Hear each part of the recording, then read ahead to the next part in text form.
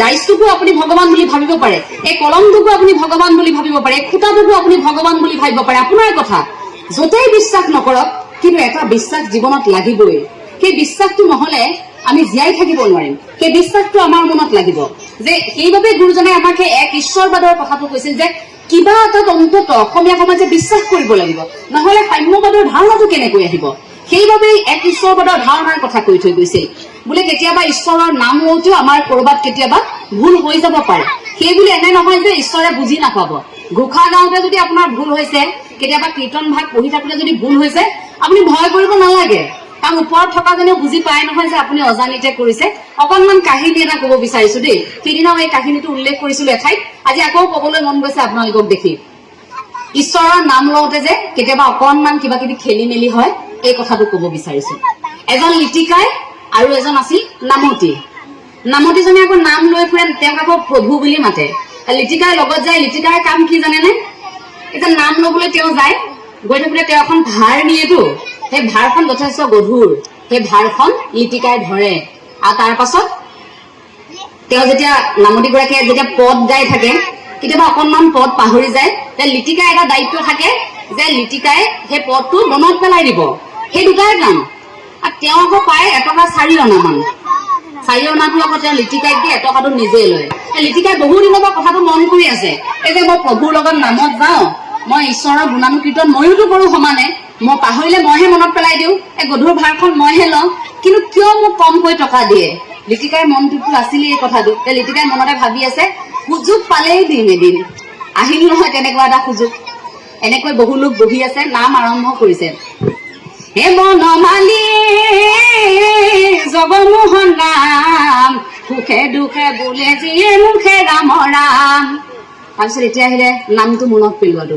হে বনমালী জগমোহন ৰাম, এ ডালে ডালে বগাই ফুৰে তাৰ কিবা নাম। পাহৰি গৈছে মানে কাৰ নামটো মনত পেলাব পৰা নাই। সেইকাৰণে লিটিকাইলৈ চাইছে, সুধি আছে, এ বনমালী জগমোহন ৰাম, এ ডালে ডালে বগাই ফুৰে তাৰ কিবা নাম। এনেকে সুধি আছে। লিটিকাই ভাবিছে এইবাৰ ক'ত যাবি, এইবাৰতো পোৱাত নাই। লিটিকাই নকয় এতিয়া। লিটিকাই বোলে, হে বনমালী জগমোহন ৰাম, এ শিকি এটা ভাগত পাওঁ মই কিয় গাম। নাগায় লিটিকাই। এতিয়া খং উঠিছে নহয় নামতিৰ। প্ৰভু খং উঠিছে। প্ৰভুৱে লগে লগে ই পইচাত ধৰিলে দেখোন। আকৌ সুধিছে, এ ডালে ডালে বগাই ফুৰে তাৰ কিবা নাম, এ শিকি এটা ভাগত পাওঁ মই কিয় গাম। নাই কোৱা। তাৰপিছত ভাবিলে যে নহয়, এই কথাই কথা নহয়, ইয়াৰ মনটো ভাঙিব লাগিব। তাৰপিছত কি কৰিলে, তেওঁ উপায় নাই আৰু সিদ্ধান্ত ললে, হে বনমালী জগমোহন ৰাম, তেনেহলে আজিৰ পৰা সমানে ভগাই খাম। সমানে ভগাই খাম বুলি কৈ দিলে। লিটিকাই মিচিককে হাঁহিটো ওলাই গৈছে নহয় তেতিয়া। আমাৰ যে পোৱাৰ কাৰণ এটা থাকে, লিটিকাইটো পইচাহে ধান্দা, ক'ত ঈশ্বৰৰ নাম লবলৈ গৈছে। লিটিকাই দেখিলে, ইছ ৰাম, এতিয়া দেখোন দিব ভাগটো, কৈ দিয়াই ভাল। হে বনমালী জগমোহন ৰাম, তেনেহলে তাৰ নাম প্ৰভু জম্বুমান। কৈ দিলে, জম্বু মন্দিৰৰ কথাই কৈছিলে, ডালে ডালে বগাই ফুৰে মুখে ৰাম নাম লয় বুলি। সেই সিমানখিনি সময়লৈকে নগু নাকতি কৰিলে নহয় পইচা কেইটামানৰ কাৰণে চব। গতিকে ঈশ্বৰৰ নাম লওঁতে আমাৰ কেতিয়াবা এনেকুৱা এই ধেমালিবোৰ হৈ থাকে। কিন্তু তাৰ পাছতো যিহেতু ঈশ্বৰৰ গুণানুকীৰ্তন কৰিবলৈ গৈছে, তাক যদি আমি এটা ধনাত্মক দৃষ্টিভংগীত যদি আমি লওঁ, তেন্তে আমি কব লাগিব যে হাজাৰ হওক ঈশ্বৰৰ নাম আপুনি লৈছে, যদি হৃদয়ত যদি আপোনাৰ সঁচা আছে, তেন্তে ঈশ্বৰে বুজি পাব। কিন্তু আমাক দেখুৱাবৰ বাবে নহয়। আপুনি নামঘৰত দক্ষিণাটো মোটা অংকৰ আগ নবহালেও হব। আপুনি সেই ঈশ্বৰৰ প্ৰতি আপুনি এই যে মই ছাগলী এটা দিম, মই যে অমুক এটা দিম, এই জীৱ এটা মই বলি দিম, এই এনেকৈ মনতে এই ডাঙৰ কামনা এটা নকৰিলেও হব। আপোনাৰ একো নাই, আপুনি ঘোষা এফাকিও ঈশ্বৰক আপুনি সন্তুষ্ট কৰিব পাৰিব, কিন্তু এই হৃদয়ত কিন্তু সঁচাকৈ ঈশ্বৰৰ চেতনা থাকিব লাগিব। আৰু তাৰ বাবে শিশুসকলক আপোনালোকে আপোনালোকৰ ঘৰখনত এটা আধ্যাত্মিক পৰিৱেশ দিব লাগিব, যাৰ বাবে আপোনালোকৰ শিশুসকলে ভাবিবলৈ লয় যে যি নহলেও ভগৱান আছে। কৃষ্ণ শব্দটো যাতে উচ্চাৰণ কৰিবলৈ শিকে। আমি কাৰোবাৰ গাত খুন্দা খালে চৰি বেয়া নাপাব দেই এনেকৈ কওঁ নে? কিন্তু অসমীয়া মানুহে আমি বেছিকৈ কি কওঁ?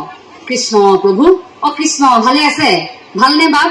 চাবচোন গাঁৱত খুব বেছিকৈ মুখেৰে ৰাম ৰাম কৈ থকা ব্যক্তিও আছে। আমাৰ গাঁৱত এগৰাকী বৰ্তা আছিল, তেওঁ নিজে প্ৰথমে আহি ৰাম কৃষ্ণ আহিলে এনেকৈয়ে কথা কয়।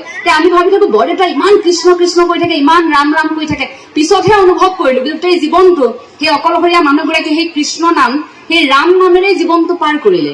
গতিকে সেইটোতো এটা শান্তি আছে। আমি বহু কিবা কিবি পাবলৈ তাৰণা কৰি থাকিব নালাগে নহয়। এটা সাধাৰণ জীৱন আমাৰ কি অসুবিধা আছে? আপুনি আজি কোটি টকা নঘটেই, কি অসুবিধা আছে কওকচোন? আপোনাৰ হাতত আজি আপোনাৰ বেংক বেলেঞ্চ আজি 100 কোটি নাই, কিবা অসুবিধা হব নেকি? আমি নোখোৱাকৈ আছো নেকি? কিন্তু আপুনি চিন্তা কৰিব পদপথত থকা ব্যক্তিসকল কেনেকৈ আছে, এই একেবাৰে দুৰ্ভোগত থকাসকল কেনেকৈ আছে। বোলে সপোন যদি দেখা তেন্তে ওপৰৰজনক চাবা, যদি বহুত বেছি নিজৰ কথা ভাবিছা তেন্তে তলত থকাজনক চাবা, যে তলত থকা মানুহজন কেনেকৈ আছে। আপুনি আজি দুসাঁজ খাবলৈ পাইছে, এসাঁজ যদি মাছেৰে খাইছে, আন সাঁজ আপুনি মাংসৰে খাইছে, কিন্তু আপোনাৰ কাষত থকা ঘৰৰ এগৰাকীয়ে সেই ভাতকেইটা যোগাৰ কৰিবলৈ চিন্তা কৰিবলগীয়া হৈছে। গতিকে আমাৰ চিন্তাবোৰ তেনেধৰণৰ হ'ব লাগে যে আমি এই ঈশ্বৰক দিয়া কথাটো, ঈশ্বৰক দিয়াটো ভাল কথা, আপুনি এটা বিশ্বাসত দিছে, কিন্তু সেয়া সেৱাৰ ধৰ্মেৰে যদি হয়, যদি আৰ্তজনক অকণমান সহায় কৰি যদি সেই পথেৰে গৈছে, তেতিয়া ঈশ্বৰে বোলে বেছিকৈ পায়। আমিতো বিশ্বাস নকৰো যে ঈশ্বৰ নামি আহি চিধাই সেই প্ৰসাদখিনি খাই দিব, কিন্তু সেই প্ৰসাদ যদি ভোকাতুৰ এজনক আপুনি দিছে তেন্তে সেয়া আকৌ পোনে পোনে ঈশ্বৰৰ ওচৰলৈ যাব। মাজত আকৌ PK চিনেমাখনৰ দৰে মিডলমেনৰ প্ৰয়োজন নাথাকে। থাকে নেকি প্ৰয়োজন? নাথাকে। সেই মাজৰজনে খেলি মেলিহে কৰিব। আপুনি কব কিবা এটা, ঈশ্বৰক কবগে কিবা এটা, কাৰণ হাজাৰ টেনচন থাকিব ন। বহু লোকেতো তেওঁক কৈ থাকিব বোলে মোৰ কথাটো কৈ দিয়ক কৈ দিয়ক। ইমানখিনি আকৌ এজনক কবলৈ পঠিয়াবই নালাগে। নিজে অন্তৰত সঁচাকৈ থাকি ভগৱন্তক কলেই হ'ল যে প্ৰভু তুমি চাবা আমি সৎ পথত আছো। এইজনে শুনিব নহয় ওপৰৰজনে। সেই চিন্তাধাৰাটো আমাৰ মনত থাকক, সেই আধ্যাত্মিকতাৰ শিপাডাল আমাৰ মনত থাকক, সেই কথাটোহে কামনা কৰিছো। সময় অকণ নেপাওঁ, ইংগিত দিব লাগিব আপোনালোকে যে সামৰিব হৈছে। গতিকে সেইবাবেহে মই কথাখিনি সামৰিব লাগিব।